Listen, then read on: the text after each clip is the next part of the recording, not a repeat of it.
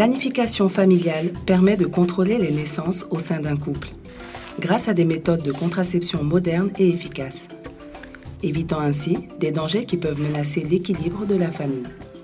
Or, dans beaucoup de pays en Afrique de l'Ouest, les données montrent un taux élevé de besoins non satisfaits en matière de planification familiale à cause de plusieurs facteurs, comme le contexte social et culturel parfois difficile qui empêche l'utilisation des méthodes contraceptives. Comme raison, le manque de discussion dans la famille sur le nombre d'enfants ou l'influence de l'entourage et des croyances traditionnelles. Pour lever ces barrières sociales, l'Institut de la santé de la reproduction de l'Université de Georgetown aux États-Unis, IRH, a conçu, testé et mis à l'échelle, avec l'appui de ses partenaires, un paquet d'interventions au Mali et au Bénin. L'approche TIGI est issue d'un projet qui s'appelait Tekpono Dikwagu, financé par l'USAID.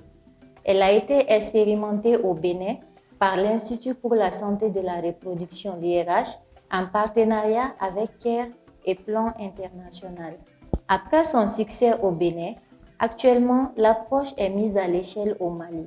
Son objectif est de réduire les besoins non satisfaits en planification familiale en faisant face aux barrières socio-culturelles. Donc, c'est quoi l'approche TIGI? C'est une approche qui combine l'approche des réseaux sociaux et de changement social et de comportement. Ainsi, elle a été conçue sur des concepts clés tels que le genre et la perception du besoin non satisfait. TIGI, toujours plus proche des réalités, le projet TIGI sert de fil social auprès des communautés afin de les sensibiliser grâce à son paquet d'interventions qui est moins coûteux et à ses composantes qui sont simples et faciles à intégrer. TIGI est un outil extrêmement important pour nous pour faciliter davantage ce que nous appelons la création de la demande avec la réduction des barrières qui sont les barrières d'accès aux communautés, au service de santé de la reproduction. Lorsque nous avons implémenté TIGI, ça a été fait avec tout un accompagnement, même du ministère de la Santé. Et je veux dire, la Direction régionale de la santé nous a accompagnés, le développement social aussi, ainsi que le ministère de la promotion de la femme. TIGI est moins coûteux que d'autres approches que nous avons eu à connaître dans ce domaine dont j'ai cité la TPC et aussi la mobilisation communautaire vers la santé sexuelle et reproductive. J'ai été persuadé que cette approche peut aussi être utilisée dans d'autres domaines, mais au niveau de l'éducation, même aujourd'hui, dans la consolidation de la paix. Ça peut bien se faire à ce niveau, même dans la consolidation de la paix. Le paquet d'intervention de TIGI a 5 composantes. La première composante, c'est la cartographie communautaire. Donc, on va dans la communauté avec les membres de la communauté. On identifie des groupements de femmes et d'hommes influents, de plus des personnes influentes.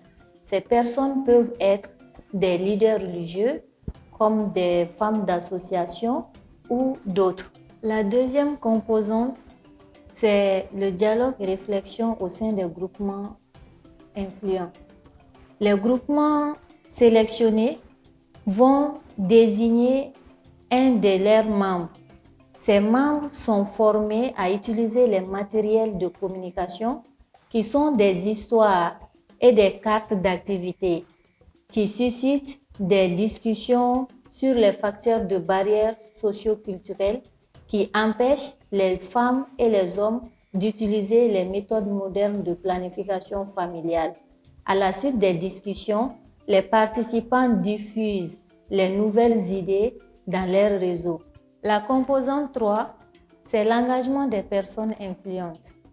Les femmes et les hommes identifiés dans la composante 1 vont décider de mener des activités qui sont convenables. Ainsi, elles vont appuyer les interventions dans leur communauté. La composante 4, c'est la diffusion à travers la radio communautaire. Les discussions menées par les groupements influents sont diffusées à travers les radios communautaires qui sont basées dans la communauté afin de toucher plus de personnes. Enfin, la composante 5, c'est de créer un lien entre la communauté et les services de santé. Au cours des discussions des groupements influents, les agents de santé sont invités pour répondre aux questions techniques liées à l'utilisation de l'APF. De plus, il y a la campagne Chacun invite 3. On distribue des cartes d'invitation afin que les gens discutent sur l'APF et les encourager à visiter les services de santé afin d'avoir plus d'informations et d'utiliser des méthodes modernes de PF. Le projet TIGI a connu des résultats marquants au Mali et au Bénin. Le projet TIGI a apporté beaucoup de changements chez nous, ici dans le village de Balan. Beaucoup de changements dans beaucoup de domaines. Des domaines comme l'espacement des naissances, par exemple, ou bien la réduction des frais d'ordonnance. À la base, l'approche TIGI a été conçue avec la mise à échelle en tête. C'est un paquet d'interventions qui est facile à intégrer. Dans notre expérience au Bénin aussi bien qu'au Mali, les partenaires l'ont facilement intégré et aussi ça a renforcé leur programme, que ce soit le programme de santé ou de développement. Au niveau communautaire, ça a amélioré la communication au sein des couples et le soutien de la communauté en faveur de l'utilisation des méthodes modernes de planification familiale. Ainsi, au Mali, dans le village de Balan, dans la commune de Fana, à 100 km de la capitale, l'IRH et ses partenaires sur le terrain ont mis en œuvre le projet TIGI pour lever les barrières sociales liées à la planification familiale. Le projet TIGI a apporté beaucoup de bienfaits aux femmes du village de Balan. Au début du projet, nous, les coordinatrices et facilitateurs sur le terrain, avons remarqué que la planification familiale était un sujet interdit et tabou. La pratique se faisait en cachette avec tous les dangers. Mais aujourd'hui, grâce au projet TIGI, nous avons réussi l'information et la sensibilisation auprès des communautés et nous avons changé les comportements. Désormais, les femmes adoptent les méthodes modernes de planification familiale et discutent dans leur couple avec leur mari sur la question. Nous voyons des hommes qui encouragent leurs femmes, ce qui est une grande première dans cette région, car cela n'existait pas avant le projet TIGI. Les retombées sont positives et saluées par l'ensemble de la communauté. L'implantation du projet TIGI dans notre communauté et dans les villages voisins est vraiment salutaire. Grâce à l'accompagnement des catalyseurs sur le terrain, notre travail en tant que professionnel de la santé a été rendu plus facile. Au Bénin et au Mali, l'IRH a réussi un cas d'intervention de changement social. Pour plus d'informations, consultez le guide complet de l'IRH.